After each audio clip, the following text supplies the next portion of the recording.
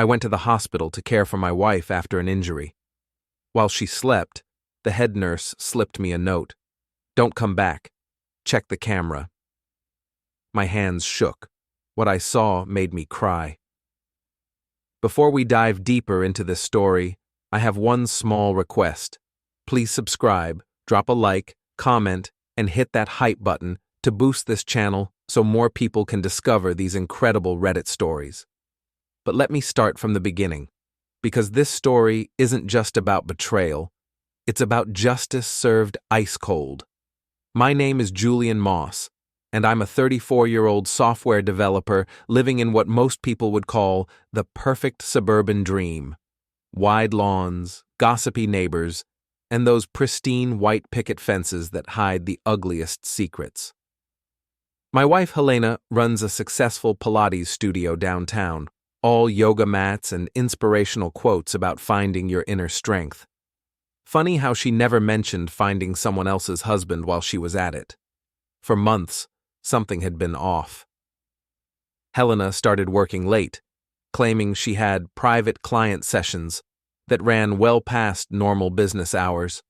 She became paranoid about her phone, taking it everywhere, even to the shower. When I'd ask about her day, she'd give me these vague, rehearsed answers that sounded like she was reading from a script. "How was work, honey?" "Oh, just helping people find their center. Mrs. Patterson is really struggling with her core strength." Except Mrs. Patterson had moved to Florida 3 months ago. The car accident happened on a Tuesday. Helena called me from the emergency room, crying about how she'd rear-ended someone at a red light. Nothing serious, just some bruised ribs and a mild concussion, but they wanted to keep her overnight for observation. I rushed to the hospital with flowers and her favorite magazines, playing the devoted husband role I'd been perfecting for years. The irony wasn't lost on me that I was genuinely trying to be supportive while she was… well, I didn't know what she was doing yet. But I was about to find out.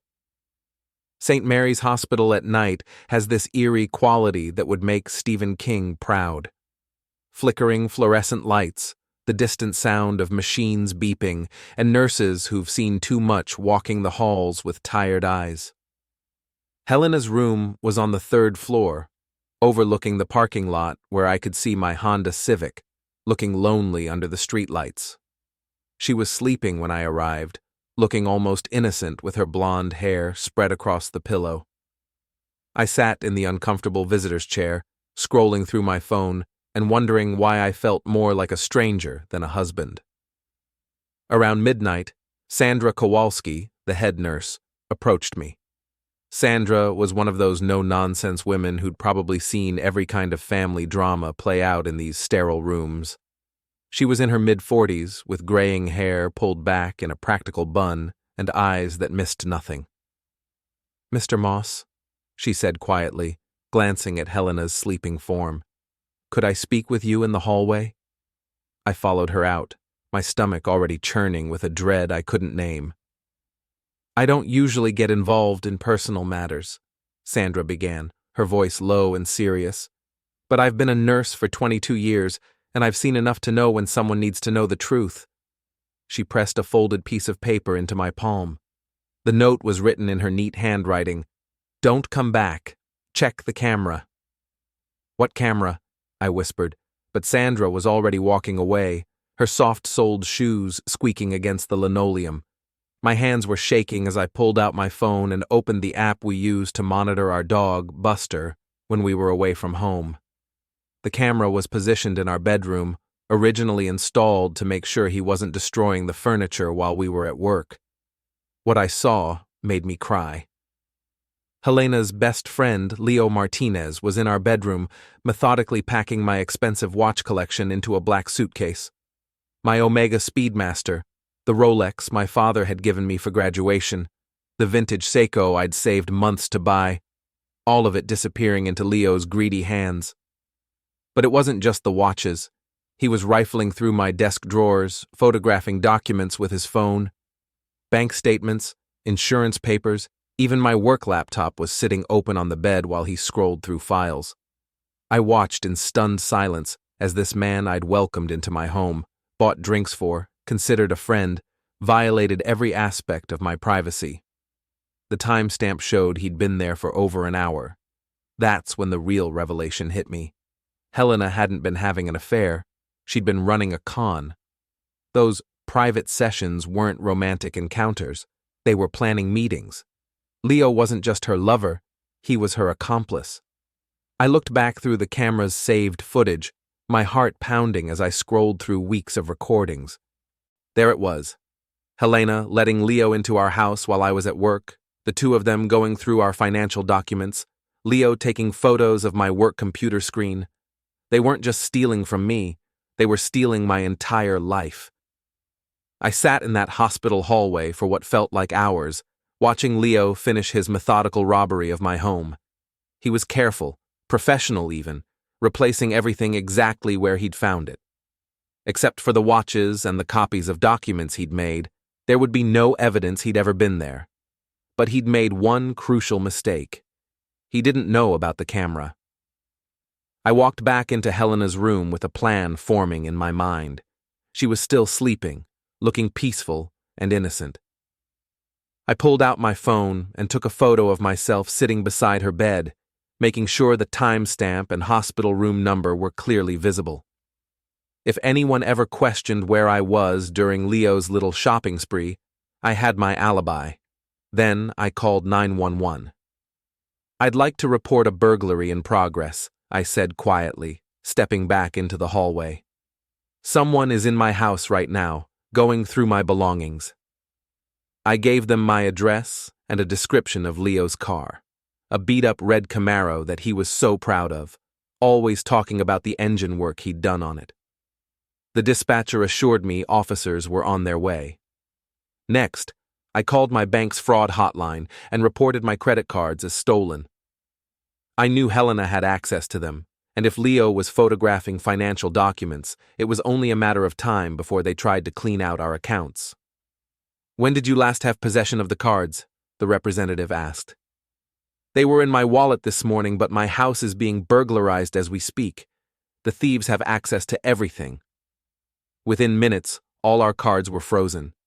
Any attempt to use them would trigger an immediate alert to law enforcement. I sat back down beside Helena's bed and waited. The next hour was the longest of my life. I kept checking the camera app, watching as Leo finished his work and headed toward our front door. That's when I saw the beautiful sight of red and blue lights reflecting off our windows. Leo froze in our driveway, the suitcase full of my watches in his hand, as two police officers approached him with their hands on their weapons. "Sir, we need you to put the bag down and place your hands where we can see them." Even through the grainy camera footage, I could see the panic on Leo's face. He tried to run, but carrying a heavy suitcase full of stolen watches isn't exactly conducive to a quick getaway. The officers had him on the ground and handcuffed within 30 seconds. I took a screenshot of Leo being arrested in my driveway, then quietly opened Helena's purse and removed her wedding ring. I placed it on the hospital tray next to her bed, along with a printout I'd made of the camera footage showing Leo in our bedroom. Then I wrote a note of my own. "I know everything. Don't come home." I was walking toward the elevator when I heard Helena wake up behind me. Her confused voice calling my name echoed down the hallway, but I didn't turn around. I had places to be and a new life to start. The next morning brought a series of phone calls that were music to my ears. The first was from Detective Sarah Chen, the officer handling Leo's case. "Mr. Moss, we have your property and the suspect in custody. We'll need you to come in and identify the stolen items, but I have to say, this was one of the easiest cases I've worked. Having video evidence of the burglary made everything straightforward." "What about my wife?" I asked, though I already knew the answer. "She's been brought in for questioning. The suspect claims she provided him access to your home. We're treating this as a conspiracy case." The second call was from my boss, Mike Thompson, at the software company where I worked. "Julian, I don't know what's going on with your personal life, but someone tried to access our client database using your login credentials at 3 in the morning. Our security system flagged it immediately. I was at the hospital all night, I said. Someone stole my work laptop. The police already called us. They recovered the laptop and want to examine it for evidence of corporate espionage. Take all the time you need to sort this out. The third call was the most satisfying. It was from Helena, and she was crying. Julian, please, you have to listen to me. This is all a misunderstanding. Leo said he was just borrowing the watches to show someone. I had no idea he was going to— Stop, I interrupted. Just stop. I have video footage of you letting him into our house multiple times. I have evidence of him photographing my work documents. I know about the credit cards you gave him access to. How could you possibly— The camera, Helena. The dog camera we installed 6 months ago. It records everything. The silence on the other end of the line was deafening. I loved you, I continued. I trusted you with everything I had. My home, my money, my career, my heart. And you sold it all for what? A few $1,000s in watches? Access to my company's client list? It wasn't supposed to happen like this, she whispered. No, it was supposed to be worse. You were planning to clean me out completely, weren't you? Take everything and disappear, leaving me broke and probably fired for the security breach. She didn't deny it. The police want to talk to you about conspiracy to commit burglary and identity theft. Leo's already trying to make a deal by giving them information about your plan. Apparently, loyalty isn't his strong suit either. I hung up and blocked her number. Over the next few days, the full scope of Helena and Leo's scheme became clear. They'd been planning this for months, carefully cataloging our assets and looking for ways to access my work accounts. Helena had been using her Pilates studio as a front, meeting with Leo and possibly others to plan what amounted to the complete destruction of my financial life. The police found evidence that they'd been planning to frame me for the corporate security breach, making it look like I'd sold client information to competitors. Helena would then file for divorce, claiming I was an unstable criminal, and take half of everything in the settlement. By the time I cleared my name, if I ever could, they'd be long gone with my money. But their plan had one fatal flaw. They underestimated me. I'd always been the quiet, unassuming husband, the guy who fixed the computer problems and took out the trash without being asked. Helena used to joke that I was too nice for my own good. She never realized that being underestimated was actually my greatest strength. While she and Leo were in jail awaiting trial, I was busy protecting what was left of my life. I changed all the locks on our house, closed our joint bank accounts, and moved my assets into accounts she couldn't access. I hired a lawyer who specialized in fraud cases and began documenting every piece of evidence I could find. The hardest part was dealing with our mutual friends. Helena had always been the social one in our relationship, and many of our friends initially took her side. They saw a woman in jail and a husband who seemed remarkably calm about the whole situation, and they drew their own conclusions. Julian, don't you think you're being a little harsh? Asked Jennifer Walsh, Helena's friend from the Pilates crowd. Maybe there's more to this story than you realize. We were at Murphy's Bar, a local dive that served decent burgers and strong drinks. Jennifer had asked to meet me, claiming she wanted to help us work things out. What she really wanted was to guilt me into dropping the charges. Jennifer, she conspired to rob me blind and destroy my career. What part of that suggests I should be more understanding? But she's your wife, Jennifer insisted. Marriage is about forgiveness. Maybe she made a mistake, but— A mistake? I laughed, but there was no humor in it. She spent months planning to steal everything I own and frame me for corporate espionage. That's not a mistake. That's a calculated betrayal. You're being so cold about this. The Helena I know would never— The Helena you know doesn't exist, I interrupted. She's been lying to all of us for months, maybe years. How well do any of us really know her? Jennifer's face flushed with anger. You know what, Julian? Maybe Helena was right about you. Maybe you are a controlling, paranoid husband who drove her to this. Right about me? I set down my beer and looked at her carefully. When exactly did Helena tell you I was controlling and paranoid? Jennifer's face went pale as she realized what she'd just revealed. How long have you known about her plan, Jennifer? I don't know what you're talking about. But I could see the truth in her eyes. She'd known.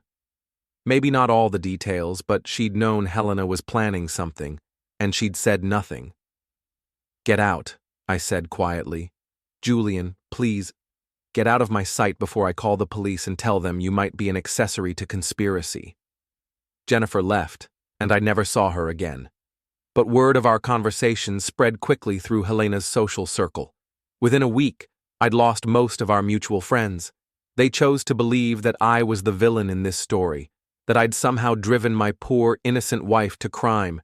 It hurt, but it also clarified things. These people had never really been my friends. They'd been Helena's friends, and I'd just been tolerated as her husband.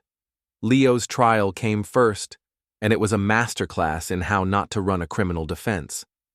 His lawyer tried to argue that he'd been manipulated by Helena, that he was just a lovesick fool who'd been used by a master manipulator. The prosecutor, a sharp woman named Lisa Rodriguez, destroyed that narrative with surgical precision. "Ladies and gentlemen of the jury," she said during her opening statement, "the defendant wants you to believe he's a victim. But the evidence will show that Leo Martinez was a willing and enthusiastic participant in a scheme to defraud Mr. Moss of his property, his livelihood, and his future." She played the camera footage of Leo methodically going through our house, taking his time to photograph documents and carefully select the most valuable items to steal. "Does this look like the behavior of a manipulated victim?" she asked. "Or does it look like the behavior of a professional thief?" Leo took the stand in his own defense, which was a mistake. Under cross-examination, he admitted that he'd been planning to sell my watches to a fence he knew in the city. He admitted that he'd tried to access my work computer to steal client information. He even admitted that he and Helena had discussed framing me for the security breach. But it was all her idea, he insisted. She said Julian deserved it because he was a terrible husband. How exactly was Mr. Moss a terrible husband? Rodriguez asked. Leo fumbled for an answer. He didn't appreciate her. He worked too much. He wasn't romantic enough. So, because Mr. Moss worked hard to support his family and wasn't romantic enough for your tastes, he deserved to be robbed and framed for corporate espionage? That's not what I meant. But the damage was done. The jury deliberated for less than 2 hours before finding Leo guilty on all counts. He was sentenced to 3 years in prison and ordered to pay restitution for the stolen items and the cost of the investigation. Helena's trial was more complicated. Her lawyer, an expensive defense attorney she'd somehow managed to hire, tried to paint her as another victim of Leo's manipulation. Helena Moss is not a criminal mastermind, he argued. She's a small business owner who fell under the influence of a manipulative man who exploited her marital problems for his own gain. But I had evidence that told a different story. The police had recovered text messages between Helena and Leo dating back months, showing her actively participating in the planning. She'd been the one to suggest stealing my work laptop. She'd been the one to provide Leo with our security codes and daily schedules. When Helena took the stand, she tried to portray herself as a woman trapped in an unhappy marriage who'd made poor decisions out of desperation. Julian was never home, she testified, dabbing at her eyes with a tissue. He cared more about his computers than he did about me. I felt so alone and neglected. "So you decided to rob him?" the prosecutor asked. I didn't think of it as robbery. I thought of it as taking what I deserved. I'd supported his career for years, and I felt like I was entitled to something for myself. And the plan to frame him for corporate espionage? What did you think you deserved there? Helena's composure cracked. That was Leo's idea. I never wanted Julian to get in trouble at work. But the text messages showed otherwise. In one exchange, Helena had written, If we can make it look like he sold the client list, I can get everything in the divorce. He'll be too broke to fight it. The jury found her guilty of conspiracy to commit burglary and identity theft. She was sentenced to 18 months in prison and 3 years of probation. After the trials, I thought my story was over. Justice had been served, my assets were protected, and I could move on with my life. But I'd underestimated how much the betrayal had changed me. I found myself becoming more cynical, more suspicious of people's motives.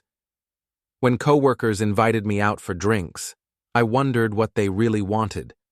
When women showed interest in dating, I questioned whether they were genuinely attracted to me or just saw an opportunity. The house felt empty and haunted. Every room held memories of Helena, and not all of them were bad. We'd had good times together, real moments of happiness and connection. The betrayal was so complete that it poisoned even the good memories, making me question whether any of it had been real. I considered selling the house and moving somewhere new, but that felt like running away. Instead, I decided to reclaim the space. I redecorated, removing all traces of Helena's presence and making it truly mine for the first time. The hardest part was dealing with the loneliness. I'd been married for 8 years, and suddenly, I was completely alone. No wife to talk to about my day, no one to share meals with, no one to watch movies with on lazy Sunday afternoons. But slowly, I began to appreciate the freedom. I could eat what I wanted, watch what I wanted, go where I wanted without having to negotiate or compromise. I started taking photography classes, something I'd always been interested in but never had time for. I joined a hiking group and began exploring the mountain trails around our town. 6 months after Helena's sentencing, I was finally starting to feel like myself again. That's when Jennifer Walsh showed up at my door. She looked terrible. Her usually perfect hair was disheveled, her makeup was smudged, and her clothes looked like she'd been wearing them for days. "Julian, I need to talk to you," she said, pushing past me into the house. "Jennifer, I don't think... Please, just hear me out." She collapsed onto my couch and started crying. "Everything's falling apart. Tom left me. He found out about what I knew. About Helena's plan."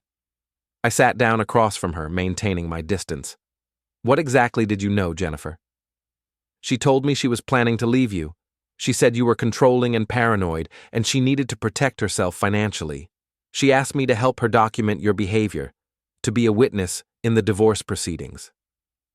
"And you agreed?" "I thought I was helping a friend escape an abusive marriage.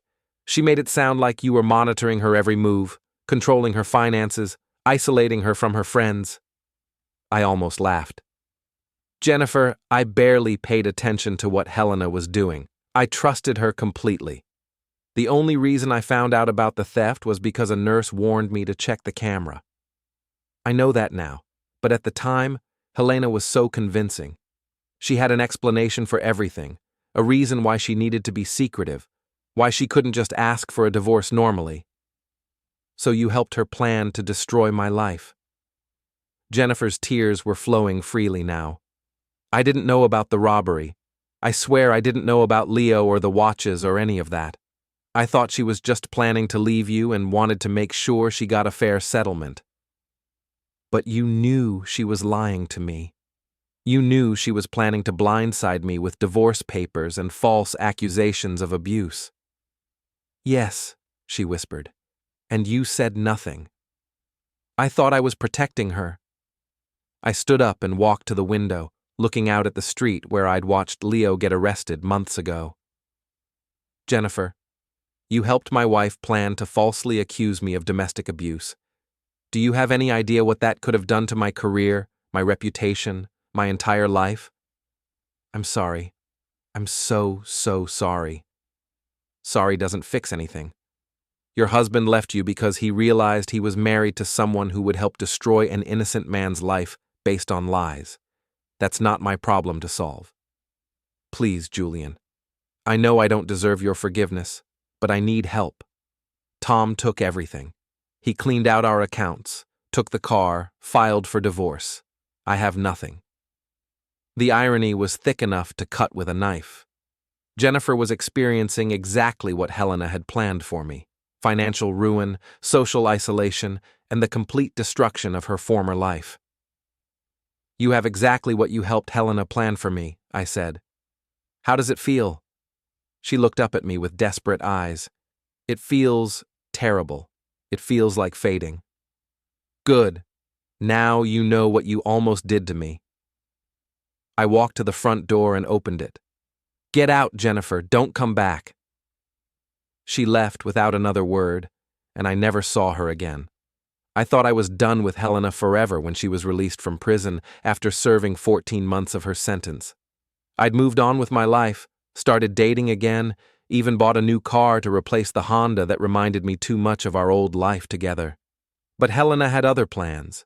She started showing up at places where she knew I'd be: the grocery store, the coffee shop near my office, the hiking trails I'd discovered during my recovery. She never approached me directly, but she made sure I saw her, made sure I knew she was back in town and thinking about me. At first, I ignored her. She was a convicted felon on probation, and I figured she wouldn't risk violating the terms of her release by harassing me. But Helena had always been persistent, and prison hadn't changed that about her. The confrontation finally came at Murphy's bar on a Thursday night. I was there with some co-workers celebrating the successful launch of a new software project when Helena walked in. She looked different. Prison had hardened her, made her thinner and more angular. Her blonde hair was shorter and darker, and there was a coldness in her eyes that hadn't been there before. She walked straight to our table and sat down without being invited. "Hello, Julian." My co-workers sensed the tension immediately and found excuses to leave. Within minutes, Helena and I were alone at the table, staring at each other across the scarred wooden surface. "What do you want, Helena?" "I want to talk. We never really talked about what happened. We talked plenty during your trial. I seem to remember you blaming me for your decision to rob me blind."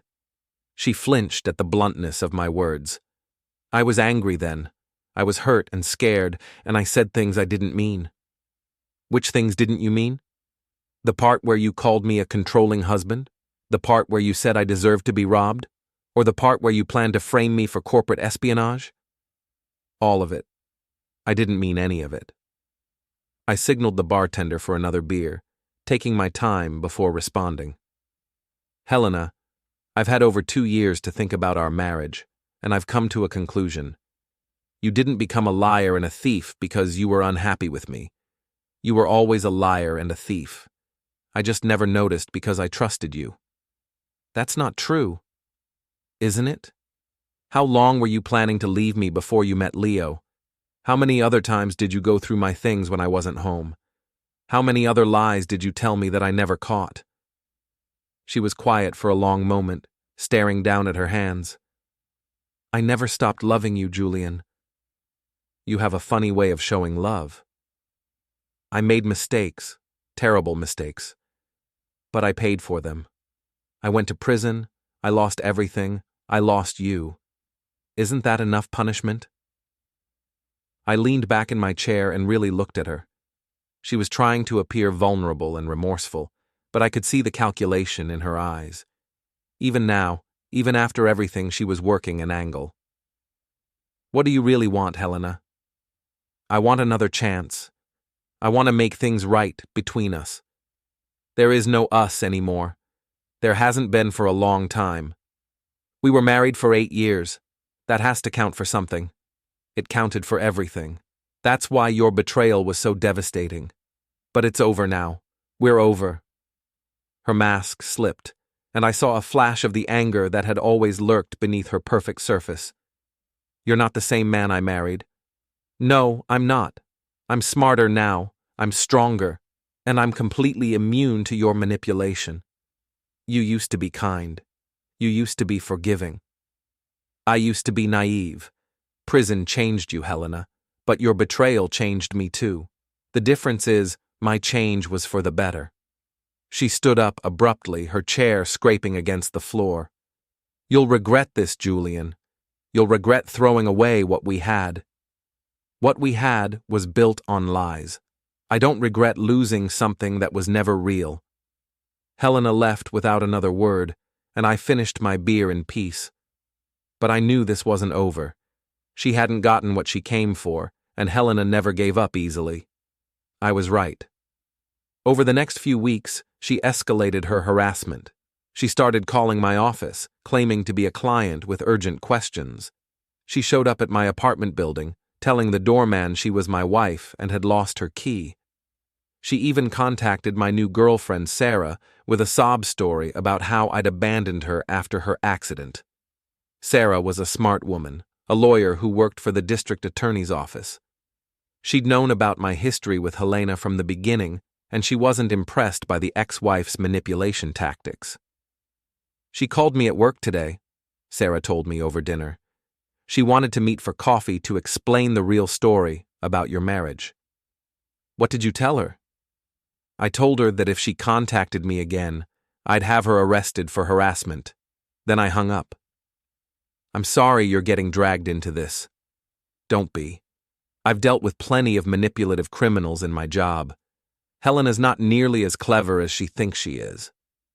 But Helena's harassment was starting to affect my work and my peace of mind.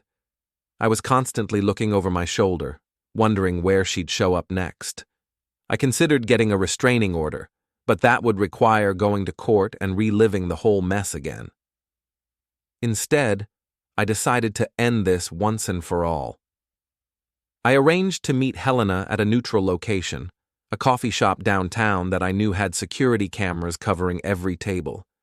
I wanted witnesses for whatever she was planning. She arrived exactly on time, looking more put together than she had at the bar.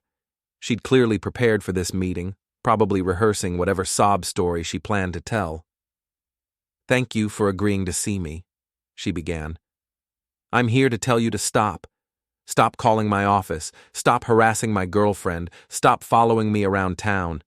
It's over, Helena. Accept it and move on." "I can't move on.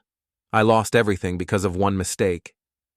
"You lost everything because of dozens of calculated decisions to betray the person who loved you most.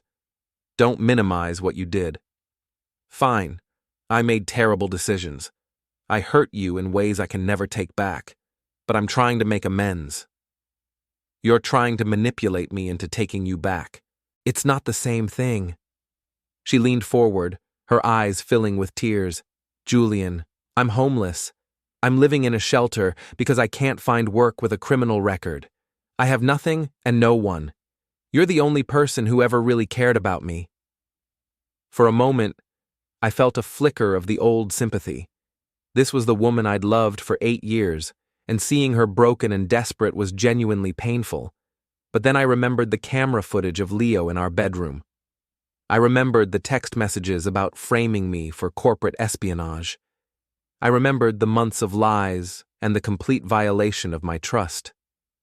"Helena, I did care about you. I cared about you more than I've ever cared about anyone.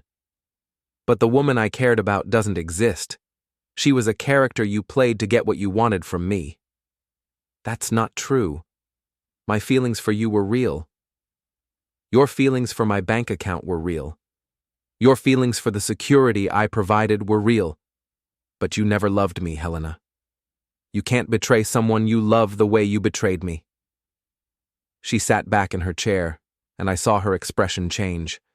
The vulnerable mask fell away, replaced by cold calculation. "You know what your problem is, Julian? You're weak. You always were. You let people walk all over you, and then you act surprised when they do. Is that what you think happened? That I let you walk all over me? You never fought for our marriage. When things got difficult, you just retreated into your computer work and ignored the problems." "What problems? You never told me there were problems. You just started lying and stealing. I tried to talk to you about how unhappy I was. You never listened." "When? When did you try to talk to me?" She fumbled for an answer, and I realized she was rewriting history in real time, creating problems that had never existed to justify her betrayal. "You're doing it again," I said. "You're lying. Even now, even when you're asking for forgiveness, you can't tell the truth." "I'm telling you how I felt." "You're telling me a story you made up to make yourself feel better about what you did. The truth is, you got greedy. You saw an opportunity to take everything I had, and you took it. There's no deeper meaning, no tragic misunderstanding. You're just a thief who got caught." Her composure finally cracked completely. "You self-righteous bastard. You think you're so perfect, but you're just a pathetic loser who can't keep a woman happy. And there's the real Helena. Thanks for reminding me why I'm better off without you." I stood up to leave, but she grabbed my arm. "You owe me, Julian. I gave you 8 years of my life. I made you feel like a man when you were just a pathetic computer nerd. The least you can do is help me get back on my feet." I looked down at her hand on my arm, then back at her face. "Helena, if you ever contact me again, if you ever call my office or approach my girlfriend or show up anywhere I'm likely to be, I will have you arrested for stalking and harassment. Your probation officer will be very interested to hear that you're violating the terms of your release." I pulled my arm free and walked away. Behind me, I heard her shouting about how I'd regret abandoning her, how I was making a huge mistake, how I'd never find anyone who loved me like she did. I didn't look back. 2 days later, Sarah called to tell me that Helena had been arrested for violating her probation. Apparently, she'd been caught trying to break into my apartment building. The doorman had recognized her from her previous visits and called the police. She was sentenced to serve the remainder of her original sentence, 4 months, plus an additional 6 months for the probation violation. I never saw Helena again. I heard through mutual acquaintances that she eventually moved to another state after her release, but I didn't care enough to find out where or what she was doing. The harassment was over. The marriage was over. The betrayal was finally completely behind me. Sarah and I got married 2 years later. We have a small house in the mountains, 2 dogs, and a relationship built on honesty and mutual respect. I never told Sarah about the camera system I installed throughout our house, but some lessons are too important to forget. Trust, but verify. Love, but protect yourself. And never ever underestimate the capacity of people to betray those who love them most. Helena taught me that the hard way, but it was a lesson worth learning. Justice isn't always served in a courtroom. Sometimes it's served by simply refusing to be a victim twice.